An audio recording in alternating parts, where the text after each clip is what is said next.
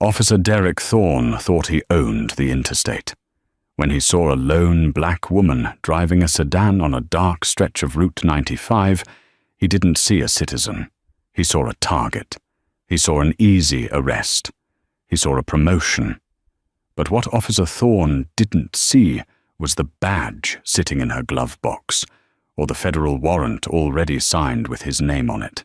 He spent 10 minutes terrorizing her, laughing at her credentials, and even pulling his service weapon on a federal agent. He thought he was the predator. He had no idea he had just pulled over the head of the FBI's Internal Corruption Task Force. And in exactly 2 minutes, his badge, his gun, and his freedom would be gone forever. The rain was coming down in sheets, turning the Georgia asphalt into a slick, black mirror. Inside her unassuming grey sedan, Elena Ross tightened her grip on the steering wheel. She was tired. It had been a 4-day stakeout in Savannah, investigating a money-laundering ring that linked local politicians to offshore accounts. She wasn't wearing her usual tailored suit.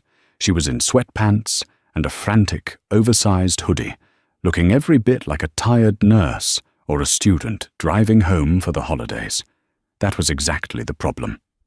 To the world, Elena was a special agent in charge, SAC, for the Federal Bureau of Investigation, a woman who had taken down cartels and dismantled human trafficking rings.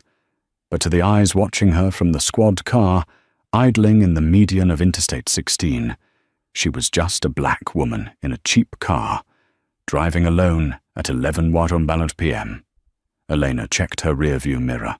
The headlights that had been trailing her for the last 3 miles suddenly flared.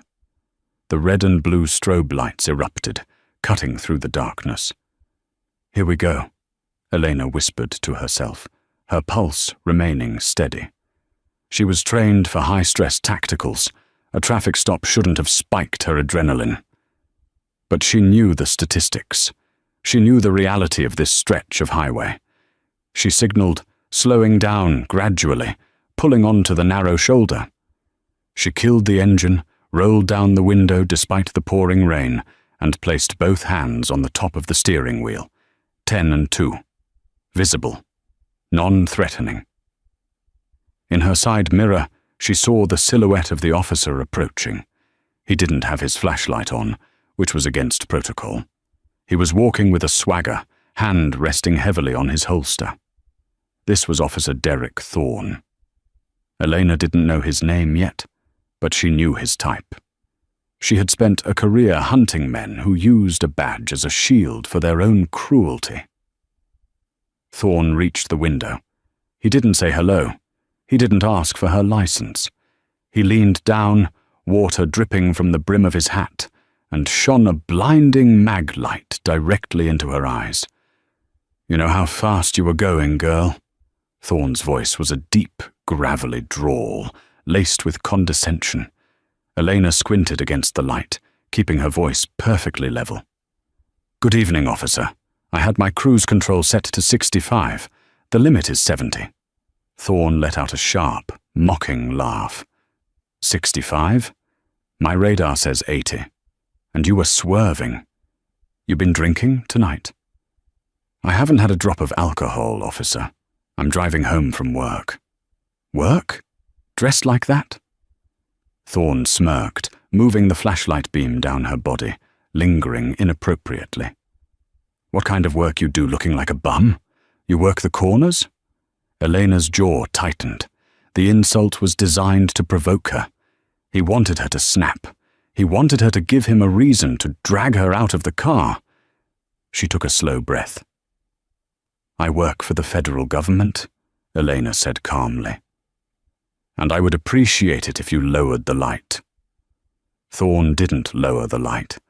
He leaned in closer, his breath smelling of stale coffee and peppermint tobacco. "Federal government?" "What, you sort the mail?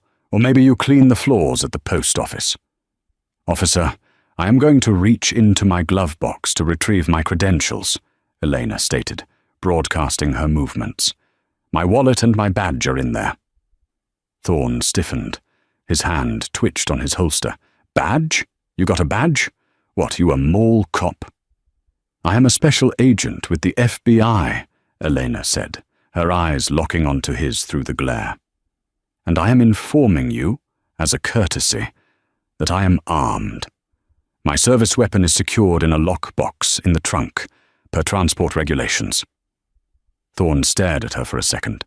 The silence stretched, heavy and dangerous. Then a smile slowly spread across his face, a cruel, predatory smile. FBI, he chuckled, shaking his head. That's a new one. I've heard cousin of the mayor. I've heard judge's daughter. But I ain't never had a hood rat try to tell me she's a fed. It's not a story, Elena said, her patience thinning. Check the credentials. Oh, I'm gonna check 'em all right, Thorne growled, stepping back and putting his hand on the door handle. Get out of the car. Officer, for a traffic violation, I am not required to. I said get your ass out of the car, Thorne roared, yanking the door open. The rain flooded the interior. I smell marijuana. Probable cause. Get out. Now. There was no marijuana. Elena knew it. He knew it. But the script had been flipped. This wasn't a traffic stop anymore. It was an escalation. Elena stepped out into the rain. The cold water soaked through her hoodie instantly. She kept her hands raised, palms open. She knew that any sudden movement now could result in a justifiable shooting. Thorne spun her around, slamming her chest against the side of her car. "Spread 'em!" he barked, kicking her ankles apart with unnecessary force. "Officer, this is excessive," Elena said, her face pressed against the cold metal of her roof. "My credentials are in the glove box. If you check them, you will see—" "Shut up!" Thorne patted her down aggressively, his hands rough. He found nothing but her phone in her pocket. He yanked it out and tossed it onto the wet hood of the car, just out of her reach. "You listen to me," Thorne hissed in her ear. "I run this highway, not the feds, not the state. Me! You think you can lie to me? You think you can play dress-up and scare me?" He grabbed her by the back of the hoodie and hauled her toward the open passenger window. "Where's this magic badge, huh? Show me."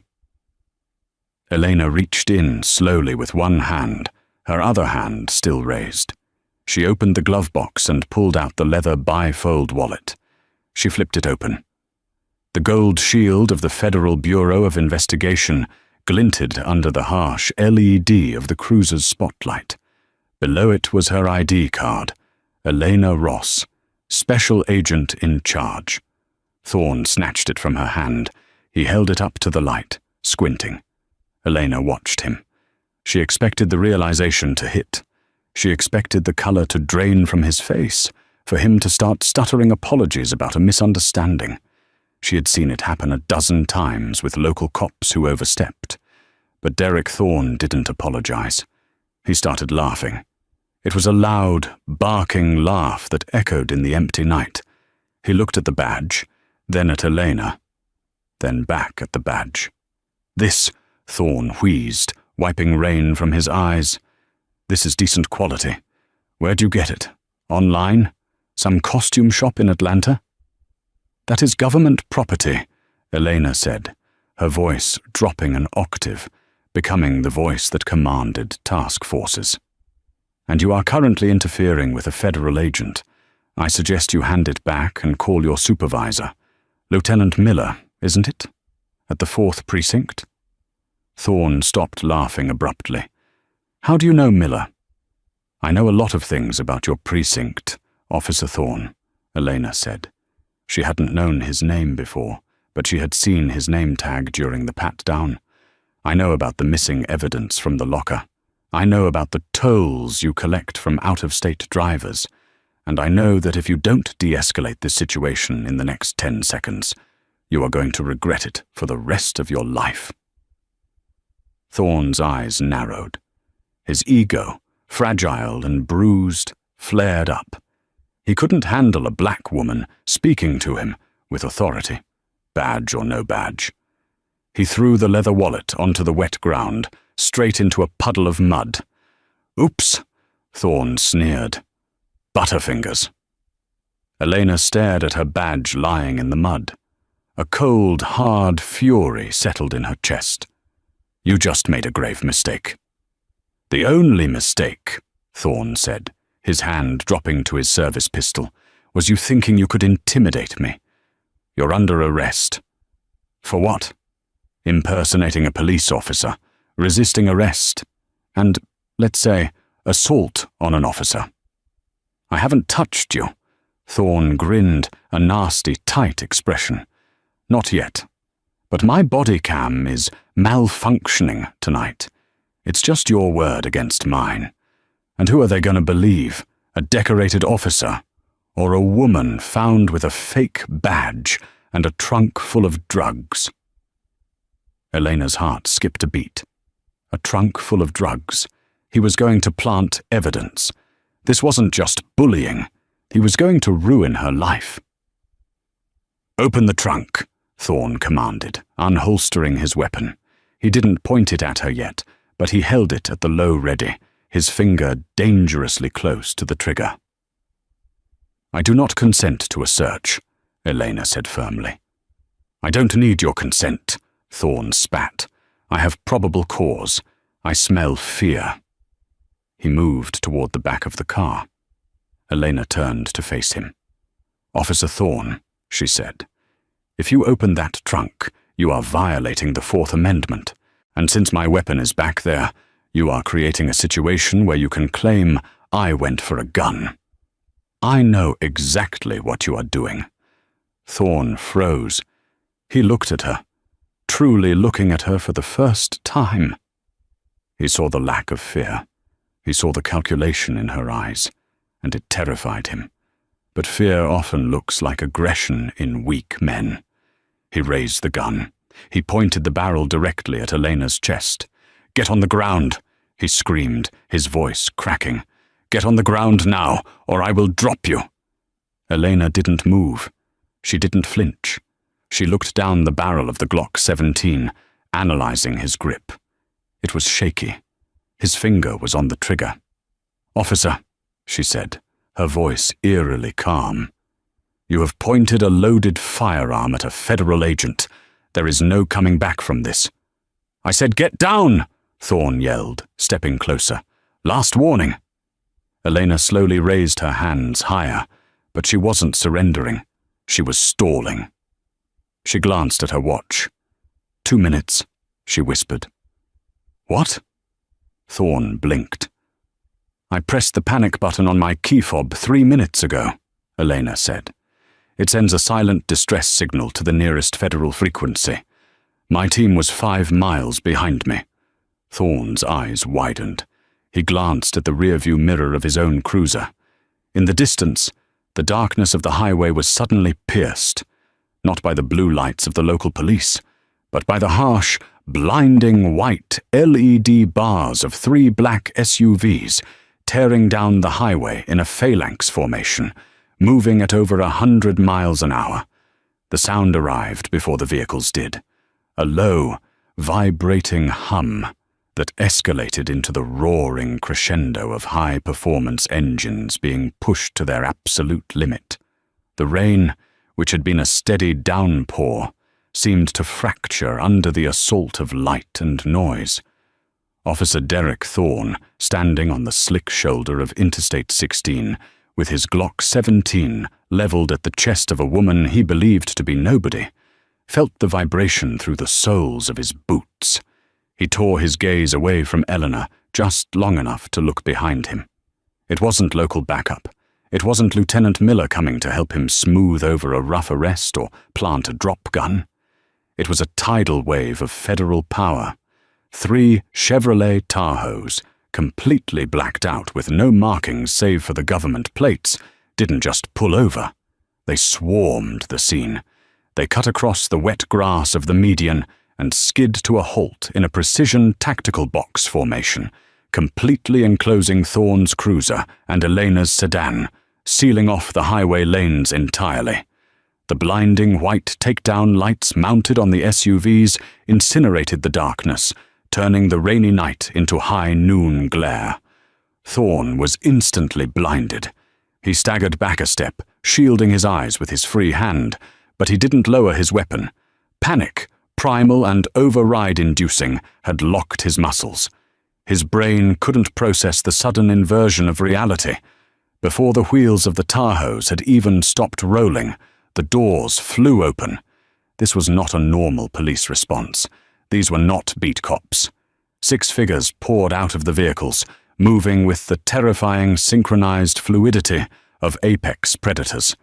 They were clad head to toe in heavy tactical gear, olive drab flight suits, level of body armor vests with FBI emblazoned in bold yellow letters across the chest and back, ballistic helmets, and drop-leg holsters.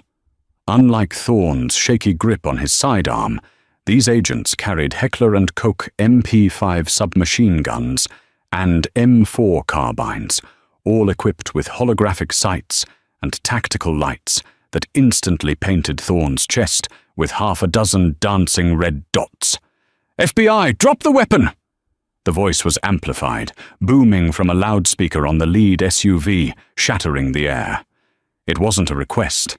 It was the voice of God ordering a lightning strike. Thorne froze. His world narrowed down to the blinding lights and the sudden realization that he was vastly, hopelessly outgunned. Yet his training, or perhaps just his sheer, obstinate stupidity, kept his arm extended, the gun still pointed vaguely at Eleanor. "I said drop it! Now! Face down on the pavement!" The voice boomed again. Eleanor hadn't moved. The rain plastered her hair to her face, but her expression was one of utter, terrifying calm. She looked past the barrel of Thorne's gun to the lead agent approaching on her left flank, Special Agent Mark Johnson, a former Navy SEAL, and her second-in-command on the task force. "Agent Johnson," Elena called out, her voice cutting through the chaotic noise with command authority. Condition red. Suspect is armed and non-compliant. He has threatened a federal agent with lethal force.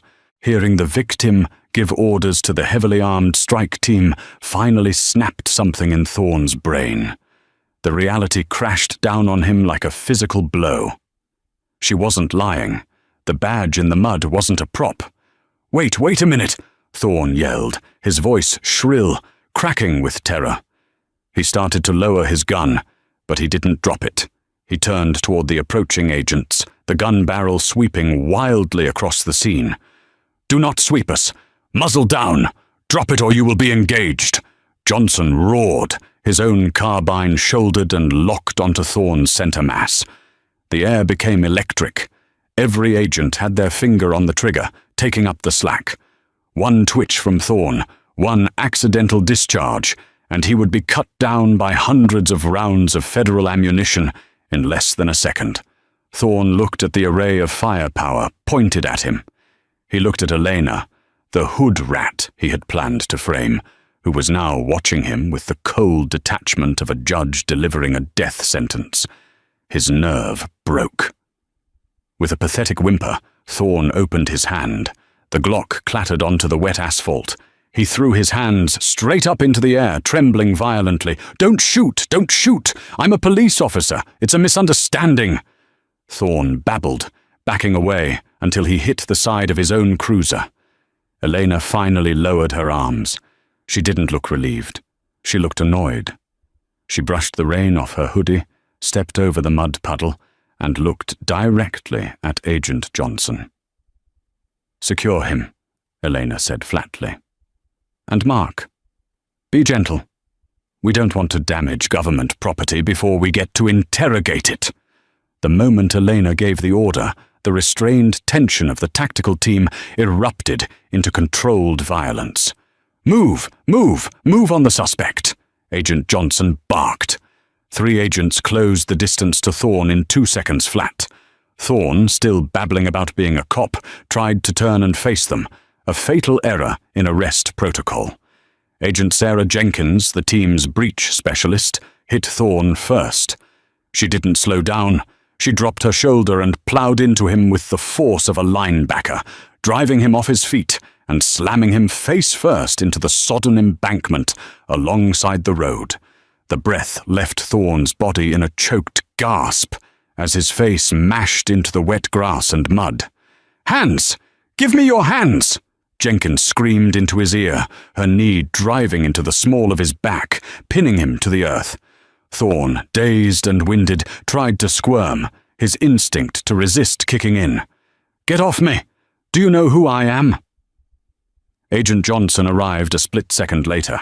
He didn't waste time with verbal commands for a non-compliant suspect who had just held a SAC at gunpoint. He grabbed Thorne's right wrist, twisting it behind his back with a compliance technique that sent a bolt of white-hot pain through Thorne's shoulder socket. Thorne screamed into the dirt. "Stop resisting!" Johnson shouted, cinching the zip cuffs onto Thorne's wrists with a sharp zip-zip sound, the plastic bit deep into the flesh, tighter than standard metal cuffs. They hauled him to his feet, none too gently.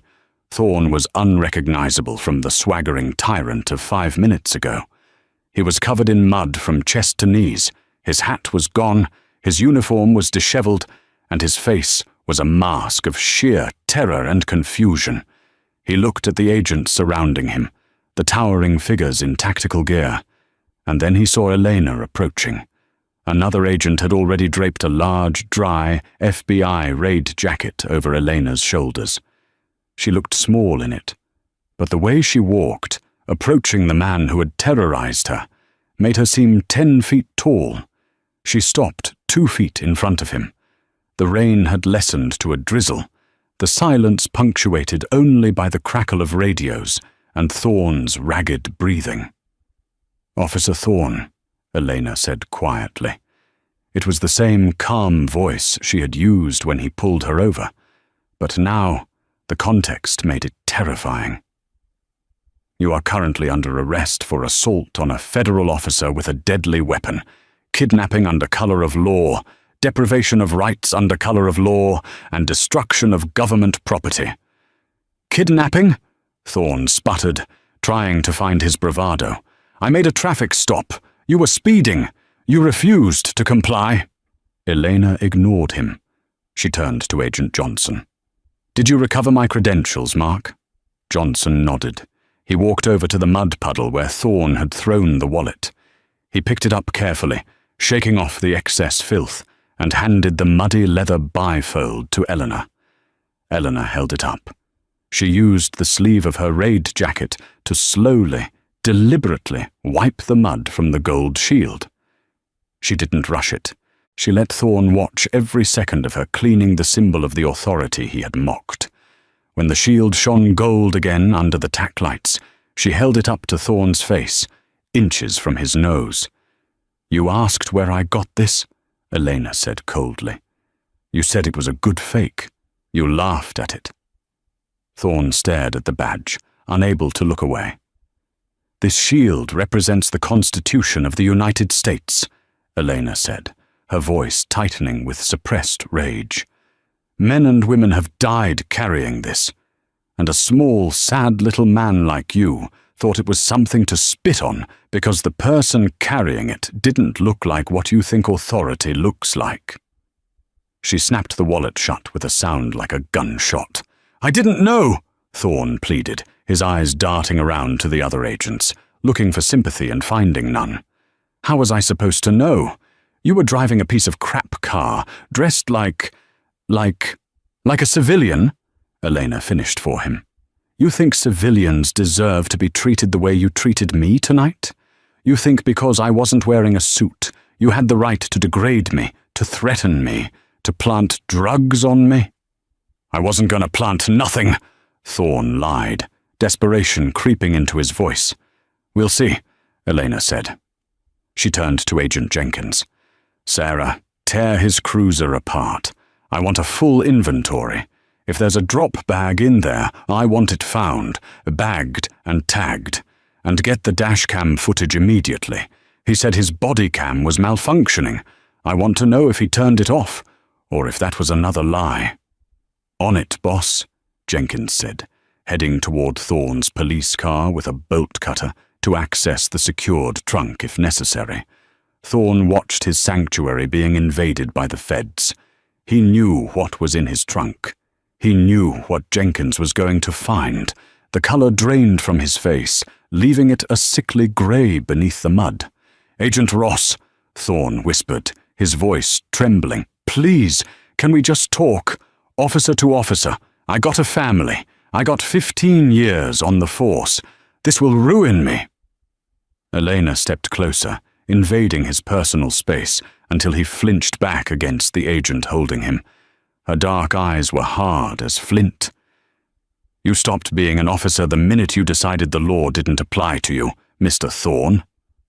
And as for talking officer to officer..." Elena leaned in, her voice, a lethal whisper, meant only for him. "You aren't fit to shine the boots of the people on my team. You're done. I am going to personally ensure that you never wear a badge again, and that the only uniform you ever wear for the rest of your life is an orange jumpsuit." She turned away from him, dismissing him like he was garbage. "Get him out of here," Elena ordered. "Put him in the back of Tahoe 2. He rides alone. Nobody talks to him. Let him sit in the dark and think about how he just threw his entire life away in 10 minutes. Agent Johnson grabbed Thorne by the scruff of his neck and hauled him toward the SUV. Thorne stumbled, his legs barely working, a broken man being led away from the wreckage of his own ego. Elena watched him go, then took a deep breath of the wet night air. The adrenaline was fading, replaced by a bone-deep weariness. But it wasn't over. This was just the beginning of the night. Thorne was a symptom. She needed to find the disease. She pulled her phone out of her pocket, the one Thorne had thrown on the hood of her car. It was cracked, but still working. She dialed a number from memory. "This is Assistant Director Sterling," a gruff voice answered on the second ring. "Sir, this is SAC Ross," Elena said. "We have a situation in Georgia. I need you to wake up the U.S. Attorney for the Southern District. We're going to need immediate warrants for the 4th Precinct Police Station. We just caught one of their officers trying to set up a federal agent, and I have reason to believe the corruption goes all the way to the top." It was 1:30 a.m. when the convoy rolled into the small, gravel lot of the 4th Precinct. The station was a squat, ugly brick building that looked more like a fortress than a public service office. It sat on the edge of the county line, isolated, a kingdom unto itself where Lieutenant Frank Miller had reigned for 12 years. Inside the station, the mood was relaxed. Lieutenant Miller, a man whose neck was wider than his head and whose uniform strained against a paunch built on free meals and corruption, was sitting at the dispatch desk. He was waiting for Thorne. It was a Friday night, which meant the haul from the interstate should be substantial. Thorne usually brought in cash seized from out-of-towners or drugs that could be processed back into the street supply through their own channels. Miller checked his watch. "Thorne's late," he grunted to Sergeant Baker, who was sipping coffee and watching a football game on a small TV. "Hope he didn't get ambitious and try to shake down a lawyer." "Thorne knows the game," Baker said dismissively. "Probably just having some fun with a tourist." The front door exploded open. It wasn't kicked in. It was slammed open with such force that the glass rattled in the frame. Miller stood up, his hand instinctively going to his belt, ready to dress down whatever drunk had stumbled in. "Hey, you can't just walk in here like..." The words died in his throat. Elena Ross walked in first. She was still wearing the mud-stained grey sweatpants and the raid jacket over her hoodie. Her hair was frizzy from the rain, and she looked exhausted. But she didn't look like a victim. She walked with a stride that ate up the distance to the desk in seconds. Behind her, the lobby filled with a sea of olive drab. 6 FBI tactical agents fanned out, their weapons at the low ready, securing the exits, the hallway to the holding cells, and the door to the evidence room. "Who the hell are you?" Miller demanded, though his voice wavered. He saw the FBI on the chests of the men behind her. He saw the MP5s. Elena slammed a folded document onto the high counter of the dispatch desk. The sound echoed like a gunshot in the quiet station. "I am Special Agent in Charge Elena Ross," she said, her voice echoing off the linoleum floors. "And this is a federal search warrant for this entire precinct, signed 10 minutes ago by Judge Harrison of the Southern District." Miller stared at the paper. He didn't touch it. "A warrant? For my station? You can't do that. I need to call the chief. I need to call the mayor." "You can call whoever you want, Lieutenant," Elena said, leaning over the counter, her face inches from his. "But unless the mayor has a spare badge to replace the one I'm taking from you, he can't help you." "On what grounds?" Miller spat, his face turning a dangerous shade of purple. "You come into my house." "Your house?" Eleanor interrupted, her eyes blazing. "This is a public building, Lieutenant, and we are here because one of your officers, Derek Thorne, just attempted to arrest a federal agent on false charges, threatened her life, and assaulted her. And during his transport here, he seemed very eager to discuss where he learned his techniques." Miller froze. The mention of Thorne's name was the key. He knew Thorne was weak. He knew Thorne was a bully, and bullies crumbled when they weren't the ones holding the stick. "Thorne is a rogue element," Miller said quickly, the lie sliding off his tongue with practiced ease. "If he did something, that's on him. I run a clean ship." "Do you?" Elena asked. She turned to Agent Johnson. "Execute the warrant. Start with the lieutenant's office. Specifically, the safe behind the framed commendation from the city council." Miller's eyes bulged. How do you know about that?" Elena smiled, a cold, humorless expression. "I didn't until you just reacted. Thanks for the confirmation." "This is harassment!" Miller roared as 2 agents moved past him to the back offices. "Baker, stop them. Don't let them back there." Sergeant Baker stood up, his hand hovering over his gun. "Don't do it, Sergeant," Agent Johnson warned, his voice low and dangerous. He shifted his stance, his carbine angling slightly. "You are witnessing a federal operation. Interfere, and you join Thorne in a federal cell. Step away from the desk, hands where I can see them." Baker looked at Miller, then at the 6 heavily armed federal agents. The math was simple. He slowly raised his hands and stepped back. "Coward!" Miller hissed at him. "Smart man," Elena corrected. She walked around the desk, invading Miller's sanctuary. "Lieutenant Miller, I need your gun and your badge. Now! You can't arrest me. You have nothing on me but the word of a screw-up cop." "We have the dashcam footage from Thorne's car," Elena lied smoothly. They didn't have it processed yet, but Miller didn't know that. "We have audio. And in about 10 minutes, once my team cracks that safe you're so worried about, we're going to have the ledger." Miller went pale. "I don't know what you're talking about." "The ledger, Frank," Elena said, using his first name to diminish him. "The one where you track the fines collected in cash. The one where you list the inventory of drugs seized but never logged into evidence. The one that pays for your boat at the marina and your wife's new Cadillac." It was a gamble. Elena was guessing based on the profile of corrupt precincts she had taken down before. But the sweat breaking out on Miller's forehead told her she had hit the bullseye. "I want my lawyer," Miller growled, unbuckling his gun belt and slamming it onto the desk. "You're going to need a team of them," Elena said. "Agent Johnson, cuff him. Put him in the conference room. I want him isolated from Thorne. They don't speak. They don't look at each other. The prisoner's dilemma starts now." As Johnson clicked the cuffs onto the furious lieutenant, Elena looked around the dingy station. She saw the other officers, night shift rookies and desk clerks, staring at her with wide, terrified eyes. "Listen up," Elena addressed the room. "The FBI is assuming control of this precinct. All operations are suspended.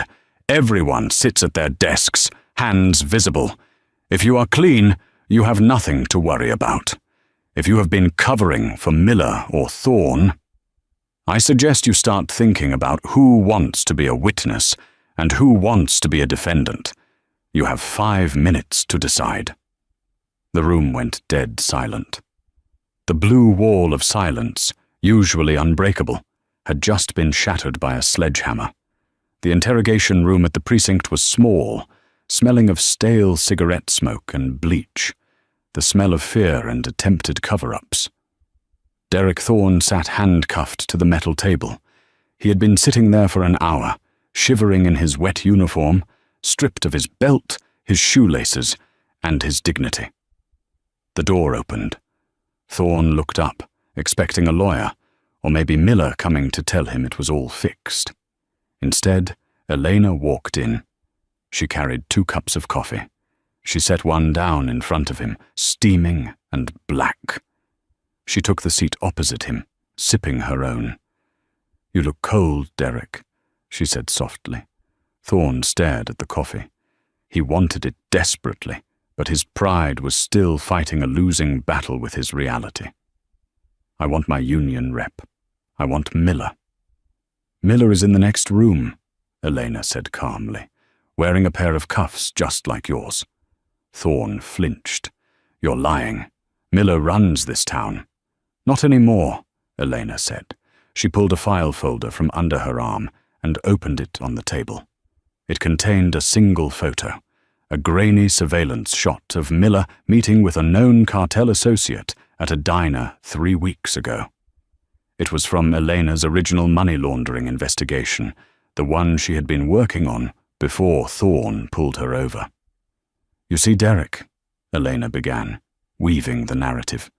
"You thought tonight was bad luck. You thought you just accidentally pulled over the wrong person. But the truth is, we've been watching Miller for 6 months. We knew about the money laundering. We knew about the drugs moving through this county." Thorne's eyes were glued to the photo. "We just needed a way in," Elena continued. "We needed probable cause to raid the station. And then, you gave it to us. You handed us the precinct on a silver platter. In a way, I should thank you." Thorne looked sick. I was just following orders. Miller told us to target out-of-state plates. He said we needed to boost revenue." "Did he tell you to plant drugs?" Elena asked. Thorne stayed silent. "Did he tell you to pull a gun on a federal agent?" "I didn't know you were a Fed," Thorne cried out. "I told you. It was a mistake." "It doesn't matter what you knew," Elena said, leaning forward. "Here is the situation, Derek. You are looking at 20 years, mandatory minimums, kidnapping with a firearm, civil rights violations. And since you were an officer, you won't be going to Club Fed. You'll be going to general population in maximum security. Ex-cops don't last long in Gen Pop. You know that." Thorne started to cry. Silent, heaving sobs. The reality of the prison yard was far more terrifying than the rainy highway. "But," Elena said, letting the word hang in the air, "there is a door number 2. Thorne looked up, his eyes red and swollen. "What?" "Miller is going down," Elena said. "That's happening regardless. The question is, who goes down with him? Miller is already talking, Derek. He's in the other room right now, telling Agent Johnson that you were the ringleader, that you were the one pushing the aggressive stops, that you were skimming off the top and he didn't know." "That lying son of a bitch!" Thorne shouted, slamming his cuffed hands on the table. "He took 60%. He has a ledger. He writes it all down." Elena's heart skipped a beat. She had bluffed about the ledger in the lobby to scare Miller. She didn't know for sure if it existed. Now, Thorne had just confirmed it. "A ledger?" Elena asked, keeping her face neutral. "Miller says there is no ledger. He says you're making it up." "It's in the floor," Thorne yelled. desperate to prove he wasn't the mastermind. In the break room, under the vending machine, there's a loose tile. He keeps the book there because he doesn't trust the safe in his office. He thinks the cleaning crew checks the office. Elena felt a surge of triumph. This was the twist. The paranoia of the corrupt lieutenant had led him to hide the evidence in a place the warrant might have missed, but his own greed-driven exploitation of his subordinate was now revealing it. "Under the vending machine," Elena repeated. "And what's in this book, Derek?" "Everything," Thorne spilled, the words tumbling out like water from a broken dam. "Dates, times, license plate numbers, the names of the people we planted stuff on, how much cash we took, who we paid off at the DA's office to drop the charges if they fought back." "The DA's office?" Elena asked. This was getting bigger. "Who in the DA's office?" "Assistant District Attorney Proctor," Thorne said. "He gets a cut of the asset forfeitures." Elena sat back. This was massive. It wasn't just a dirty precinct. It was a dirty judicial circuit. "Okay, Derek," Elena said, standing up. "You're doing good, but I need more. I need you to testify. I need you to stand up in court, look Miller and Proctor in the eye, and say exactly what you just said to me." "If I do that," Thorne whispered, "I'm a dead man." "If you don't," Elena countered, "you're a lifer. If you cooperate, I can talk to the U.S. Attorney. We can discuss immunity for the federal charges. We can discuss witness protection. You lose the badge, you lose the pension, but you keep your freedom. Maybe you get to move to Nebraska and manage a hardware store." Thorne looked at his hands, the hands that used to hold a gun and feel powerful. Now they were just empty hands. "I'll do it," he whispered. "I'll give you everything." Elena tapped on the glass of the mirror. The door opened and Agent Jenkins entered. "Go to the break room," Elena ordered. "Move the vending machine. Check for a loose tile. We're looking for a ledger." Jenkins nodded and left. Elena looked back at Thorne. "One more thing, Derek. That woman you pulled over tonight, the one you laughed at?" Thorne flinched. "You." "Me?" Elena nodded. "I wasn't swerving, I wasn't speeding, and I wasn't scared of you. Remember that feeling, Derek. The feeling of realizing you aren't the biggest monster in the dark. Because that feeling, that's what the rest of your life is going to be." She turned and walked out of the room, leaving him alone with his cold coffee and his ruined life. In the hallway, Agent Johnson was waiting. He held up a thick, leather-bound notebook in a plastic evidence bag. "Jenkins just found it," Johnson said, grinning. "It's a gold mine, boss. It goes back 5 years. Miller wrote down every dime." Elena took the bag. She felt the weight of it. It was the weight of justice. "Get the U.S. Attorney on the phone again," Elena said, her eyes hard. "And tell him to bring a lot of coffee. We're going to be arresting half the county government by sunrise." 6 months had passed since the rain-soaked night on Interstate 16. The storm that Elena Ross had unleashed upon the 4th Precinct had not just been a localized squall. It had been a hurricane that tore through the entire county's judicial system. The federal courthouse in Atlanta was packed. The air conditioning hummed, fighting the Georgia heat. But inside Courtroom 4B, the atmosphere was freezing. Elena sat in the front row of the gallery, dressed in her dress blues, the formal uniform of the FBI. She wasn't just an observer. She was the architect of the day's proceedings. Beside her sat Agent Mark Johnson and Agent Sarah Jenkins. They watched silently as the bailiffs led the defendants in. First came former Lieutenant Frank Miller. The man who had once ruled his precinct like a feudal lord was now a shell. He had lost 50 pounds. His skin was sallow, his hair thinning. The orange federal jumpsuit hung off his frame, a stark contrast to the tailored uniforms he used to wear. He refused to look at the gallery. He stared at his hands, which were shackled to his waist. Next came Assistant District Attorney Proctor. The man who had taken cuts of the asset forfeitures looked terrified, sweating profusely as he sat next to his high-priced lawyer. And finally, Derek Thorne. Thorne didn't look like a monster anymore. He didn't look like a predator. He looked like a frightened child. He wasn't wearing an orange jumpsuit. He was in a cheap, ill-fitting suit provided by his public defender. Because of his cooperation, because he had led the FBI to the ledger under the vending machine, he was not sitting at the defense table with Miller. He was sitting near the witness stand. The trial had been brutal. The ledger had been damning. It detailed over $4 million in stolen cash, seized cars, and lost evidence over 5 years. It linked Miller and Proctor to the local drug trade, proving they had been arresting rivals of the cartel while letting their own suppliers run free. But the most damning testimony had come from Thorne. He had spent 3 days on the stand, dissecting every illegal stop, every planted bag of marijuana, every intimidation tactic. He had destroyed his former boss to save himself.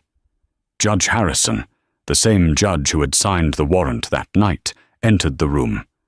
The bailiff cried, "All rise." Elena stood. She watched Miller's back. She saw the tremor in his shoulders. "Please be seated," Judge Harrison said, adjusting his glasses. He looked down at the defendants with distinct distaste. "In my 30 years on the bench, I have rarely seen a betrayal of public trust this profound. You men were given a badge, a gun, and the authority of the state. You were sworn to protect the weak. Instead, you preyed on them." He turned his gaze to Frank Miller. Frank Miller, for the crimes of racketeering, conspiracy to distribute narcotics, and deprivation of rights under color of law, I sentence you to life in federal prison without the possibility of parole. A gasp went through the courtroom. Miller slumped forward, his head hitting the table. He didn't scream. He just broke. The king of the county would die in a cage. The judge turned to Proctor. "Mr. Proctor, for your role in facilitating this corruption, you are sentenced to 25 years. Proctor began to sob openly. Then the judge turned to Thorne. The room went silent. Thorne stood up, his legs shaking. "Mr. Thorne," the judge said, his voice softer, but no less severe. "You were the instrument of this terror. You were the one on the road, inflicting fear. However, this court recognizes your substantial assistance in dismantling this criminal enterprise. Without your testimony, the leaders might have escaped justice." Thorne nodded frantically, hope lighting up his eyes. "Therefore," the judge continued, "I am suspending your prison sentence. You are sentenced to 5 years of probation." Thorne let out a breath, a sound of pure relief. He was free. He had won. "However," the judge raised a finger, "as a condition of your plea deal and your entry into the witness protection program, you are stripped of all certifications. You are permanently barred from any employment in law enforcement, security, or government service. You will be relocated to a jurisdiction of the marshal's choosing. You will have no contact with your former life. Derek Thorne ceases to exist today." Thorne's relief faltered. He was free, yes, but he was nobody. The gavel banged. "Court is adjourned." An hour later, Elena walked out of the courthouse into the blinding afternoon sun. The press was there, microphones thrusting forward, but she waved them off. She wasn't interested in the glory. She walked to the side parking lot where a plain government sedan was waiting. But before she got in, she saw a lone figure sitting on a concrete bench near the bus stop, holding a plastic bag containing his personal effects. It was Thorne. He was waiting for the U.S. Marshals to pick him up and take him to his new life. He looked up as Eleanor approached. For a moment, neither of them spoke. The dynamic had shifted one last time. "You got what you wanted," Thorne said, his voice bitter. "Miller's gone. I lost everything." "You have your freedom, Derek," Elena said, putting her sunglasses on. "That's more than you gave the people you framed." Thorne looked down at his cheap shoes. "They're sending me to North Dakota. I don't know anyone in North Dakota. I don't have any skills. All I know is being a cop." "Then you better learn fast," Elena said. "Because out there, without the badge, without the gun, without the squad car, you're just a citizen. You're just like the people you used to laugh at." Thorne looked at her, and the realization hit him. He wasn't going to be a hero. He wasn't going to be a villain. He was going to be the guy mopping floors or flipping burgers or stocking shelves. He was going to be the person who got pulled over and was afraid. "Agent Ross," Thorne said, his voice cracking. I'm sorry." Eleanor looked at him. She saw the pathetic reality of the man. She didn't feel anger anymore. She just felt pity. "Don't apologize to me, Derek," she said, opening her car door. "Apologize to the badge. You're the reason people don't trust it." She got into her car. Agent Johnson was in the driver's seat. "Where to, boss?" Johnson asked. Elena looked out the window as they pulled away. She saw Thorne standing alone at the bus stop, small and insignificant against the backdrop of the massive courthouse. The marshal's van pulled up, and he climbed into the back, disappearing into anonymity. Elena took a deep breath. "Back to the office, Mark. There's a new case file on my desk. A judge in Alabama taking bribes." Johnson grinned. "No rest for the wicked?" "No," Elena smiled, watching the city skyline pass by. "No rest for the wicked. That's why we don't sleep." She reached into her glove box, not to pull out credentials to prove who she was, but to put her badge away. She didn't need to flash it to know her worth. The storm was over. The streets were a little bit cleaner, and for the first time in a long time, the rain had washed everything clean. And that is how one arrogant mistake brought down an entire empire of corruption. Officer Thorne thought he could judge a book by its cover, but he learned the hard way that sometimes the person you underestimate is the one holding all the cards. He wanted to feel powerful, but in the end, true power wasn't about the gun on his hip. It was about the integrity he lacked. Thorne is now living a life of anonymity, looking over his shoulder, stripped of the authority he abused, while Agent Elena Ross continues to hunt down those who think they are above the law. What would you have done if you were in Elena's shoes? Would you have revealed your identity sooner, or would you have let him dig his own grave just like she did? Let me know in the comments below. If you enjoyed this story of instant karma and justice served cold, please smash that like button. It really helps the channel grow. Don't forget to share this video with your friends and subscribe with notifications on so you never miss another story of truth, justice, and revenge. Thanks for watching, and I'll see you in the next one.